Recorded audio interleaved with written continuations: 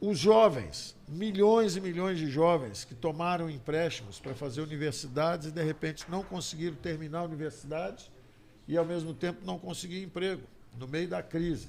Demos desconto de 90% para esses meninos. É um governo que se preocupa com os mais frágeis. Triplicou os orçamentos de programas sociais. Então, essa imagem de que não tem coração, é um governo cruel, mentiras, mentiras, mentiras.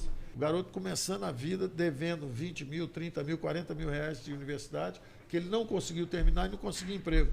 Eu me lembro que eu estava nos Estados Unidos em 2007, 2008, quando houve a crise lá, todo mundo que tinha lobby se arrumou. E os jovens não, tinha 1 trilhão e 500 bilhões de dólares de dívida. Ninguém aliviou. E eu me lembro da injustiça que eu achei aquilo. E chegando agora ao Brasil, nessa ocasião, chegamos um dia, não era nem a minha área, era a área de educação, chamei o presidente, conversamos com o ministro da Educação, na época, e falamos, nós temos que dar um perdão para esses jovens. Eles não conseguem começar a vida, não terminaram o curso, não conseguem emprego, estão negativados, não conseguem crédito. É um absurdo isso, é uma tragédia. Demos desconto de 90% para esses meninos. As empresas que estavam caindo, demos desconto para a dívida deles também. Então, é um governo que se preocupa com os mais frágeis. É um governo que se preocupa com os mais frágeis, triplicou os orçamentos de programas sociais. Então, essa imagem de que não tem coração, é um governo cruel, mentiras, mentiras, mentiras. Então, prestem atenção no desempenho da economia, mas prestem atenção também no que está sendo feito pelas mulheres, pelos mais frágeis, pelos pequenos e médios empresários, pelos jovens, entendeu?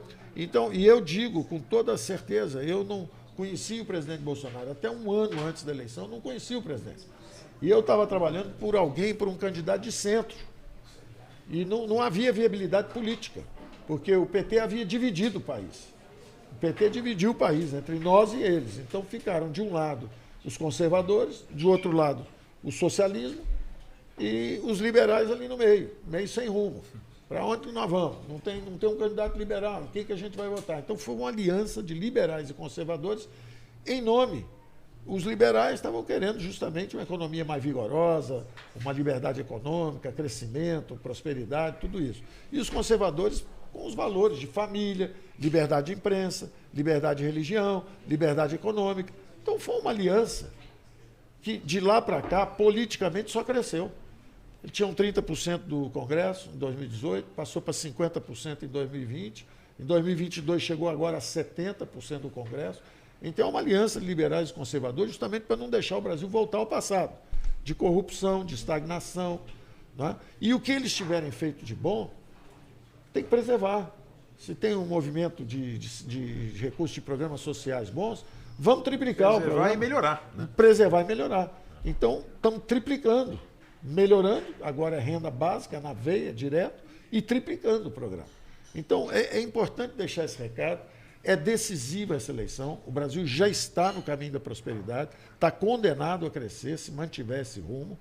É uma potência energética, é uma potência agrícola, é uma potência alimentar, é o 4º maior mercado digital do mundo, vai crescer, estamos reduzindo os impostos, então estamos com tudo preparado. Está com energia e ânimo para ficar mais 4 anos, não vai nos abandonar antes de terminar esse próximo governo? Essa aliança de conservadores e liberais, enquanto ela seguir, eu estou aí, eu tenho energia, eu sou incansável. Inacreditável. Enquanto eu acredito que nós estamos fazendo o caminho certo, eu sou incansável.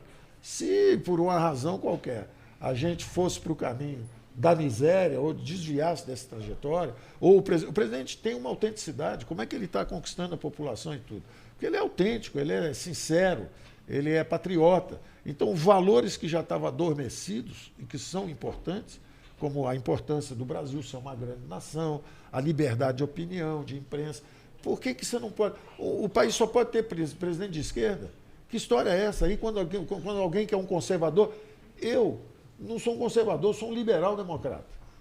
Agora, eu sou tolerante, se eu fui tolerante com os governos de esquerda, por que a intolerância contra alguém que é um conservador? Que história é essa?